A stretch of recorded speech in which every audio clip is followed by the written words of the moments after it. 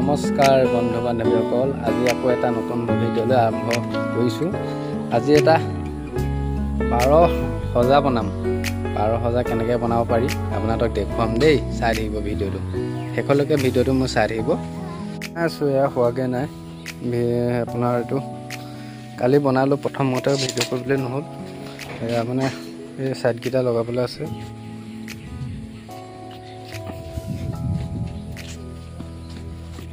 শাকনি বাৰীখন দেখুৱাই দিছোঁ।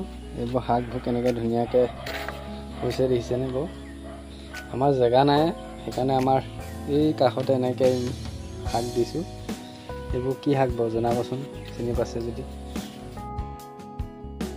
আৰু এইফালেও আছে লাই শাকৰ পুলি, এইফালে দিছেনে। লগত আছে ফ্ৰেঞ্চবিন, আমাৰ তাকৰীয়া মাটি দেখিছেনে। এনেকৈ আৰু টালি টোপোলা কৰি দিয়ে আৰু খেতি বুলি ক'বলৈ আমাৰ বিঘা বিঘা খেতি নহয় আৰু এনেকৈ আৰু দেখিছে নহয়। মোৰ শুনিয়ে আছে আচিখন চাইছে, কোলা হৈছে নে বুঢ়া হৈছে। আমাৰ এইয়া আমাৰ চুন চুনু বুলি কয় যে বাবু, এইটো ইমান ডাঙৰ হৈ গ'ল দেখিছেনে বাৰু।